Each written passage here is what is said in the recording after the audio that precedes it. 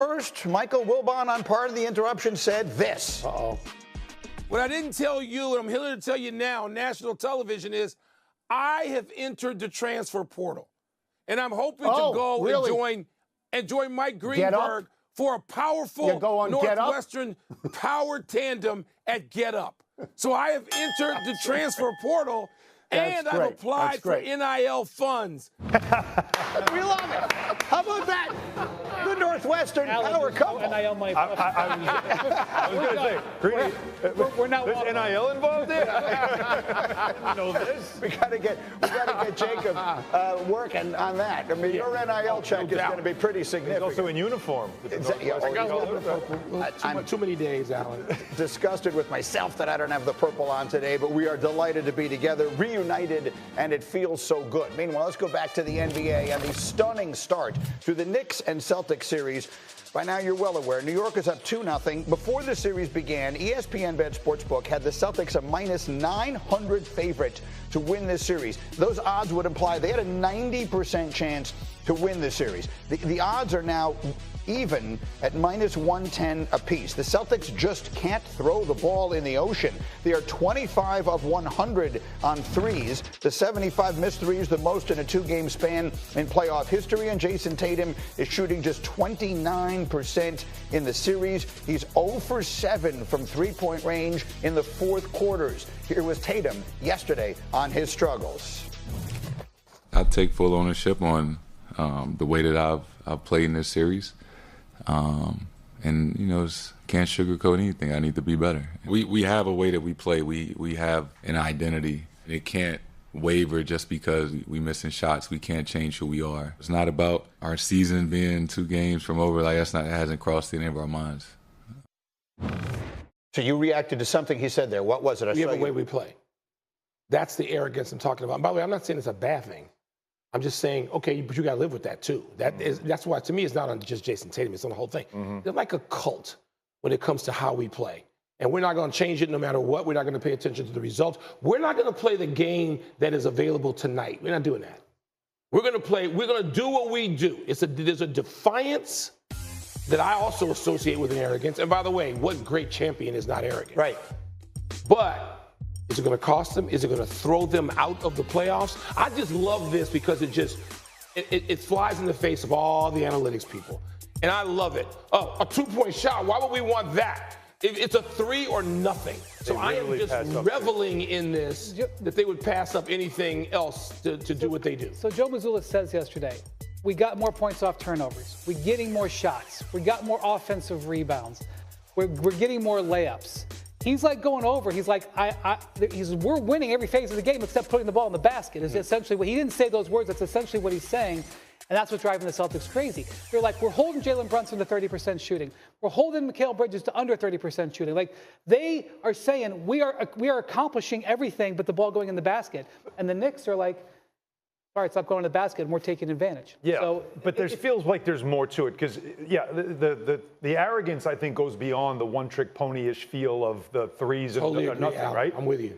It goes to fouling Mitchell Robinson. Like, why? Like, what? He's Bill Russell all of a sudden? Like, it's Mitchell Robinson. Like, you don't have to go that crazy. We got to get this guy off the floor. Like, right. And also them seeking out matchups in their offense, especially later in the game, finding Brunson, let's get him on an island. Let's get Towns on an island.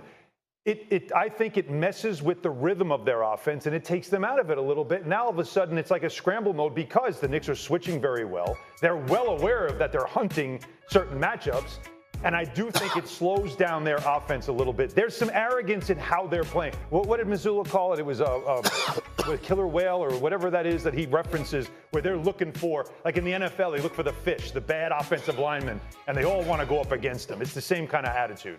So let me ask you, if we can here, the counter argument to this is what they do. It works. They are very unlikely to have 4 games out of 7 in which they shoot the ball that badly. And if the ball starts going in, they win both of these games easily. If you're them, is that a reasonable way to approach this? If you want to tie the result to analytics, which is what they did, Brian brilliantly broke down all of it. And you know what all of it is? It's all numbers. The game is right here. Play it. They can't do it. Worse than that, they don't want to do it. Right. You can hunt matchups. You can. You should. That's old school basketball too. But when you're Jaylen Brown, when you're Brown and Tatum, you diagnose what is happening here and now. You don't need an iPad or an assistant coach in your ear to have those guys have instincts, man. They do. And I've gotten to know Jaylen a little better, than Tatum, but you can't play the game that's here. The two of you can't work some of this out on the floor. How about all the clips you see in documentaries and Last Dance, all these things on Jordan and Kerr talking and Jordan and Pippen talking about what I'm going to do right now. He's going to come here. I'm going to get the. You know what was instinct? What are you talking about? You know what was instinct? Tatum's dunk off the down the hill. Instinct. It opened up. He did it. Right. So where's more of that? Not the dunk. I know exactly what you're talking about. I think I do, Alan. The second to last. Where's the reaction? Basketball's a reactive sport.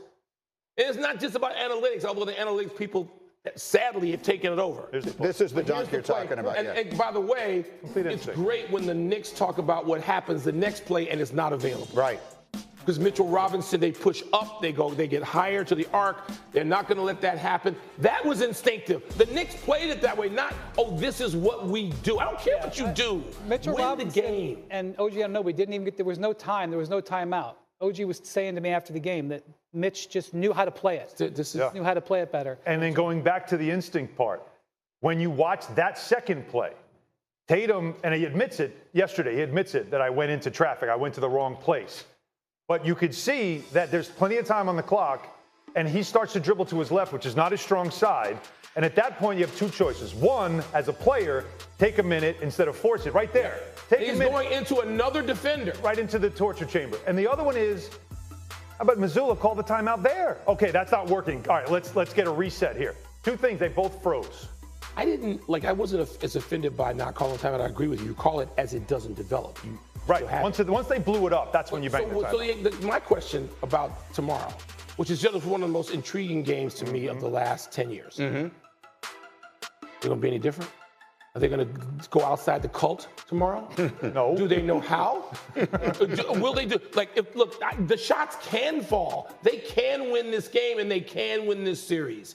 But what are they going to do when just confronted with an event? A sporting event. What's the Mike Tyson line? Yeah. Everybody's got a plan until they get hit in the mouth. Yeah, all right. But they see themselves as the one who throw the punch.